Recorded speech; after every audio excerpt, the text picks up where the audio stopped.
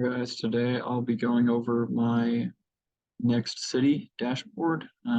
Dashboard is intended to help you decide where or what city you could potentially live in based on a number of factors like cost of living, climate, local purchasing power, some other ones. So let's get right into it. This first map gives an overall cost of living score based off restaurant price index, local purchasing power index, grocery index, cost of living index, and rent index. And from here, I weighted those and assigned scores to each city. And so if we look around, we can see that South and Midwest is relatively in this green area. And then as we get to the coasts, gets a little more expensive, especially out near the West Coast. So the next page I made was comparing cost of living to climate, because I feel that's a pretty important factor for me and also most people.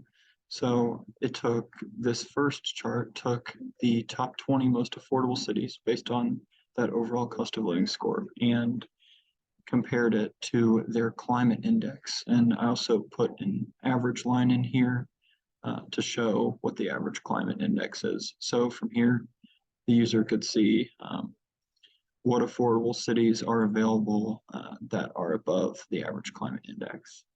And then going a little deeper, this chart, you can look at climate index next to cost of living and rent index if you wanted to possibly rent instead of permanently live there. There's some good options, but normally the pattern that we saw was with a higher climate index, higher cost of living, but there are a few exceptions which the user could go and find. Next, I compared at a cost of food page. So this is a groceries index, and also user can flip to a restaurant price index, in which they can compare how expensive cost of food is, and you can also eliminate them all and just compare like two. So if I were to compare Ann Arbor and Baltimore, although they do have very similar scores, you can see which one's more expensive. Now looking at the last page, which is the crime page, where I compared crime and a crime index to mortgage as a percentage of income, and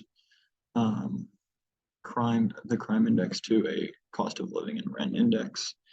These indexes don't cover all the cities because there was a limitation in the data I used, but I really like how I was able to set a meet expectation threshold in which any mortgage as a percentage of income under 40 or under 45% is considered in, and over 45% is considered out, and also did that with crime index under 60 or over 60.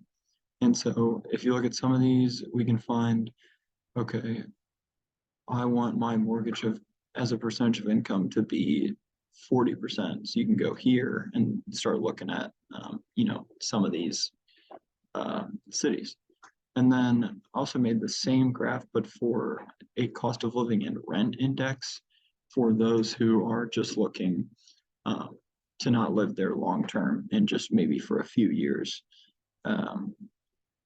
So on here, I kept the crime index as under 60 and then made a threshold for just to be under 70 for our cost of living and rent index.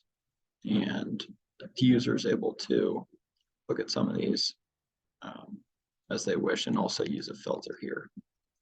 And so, yep, that's it. Thank you for watching. Yes.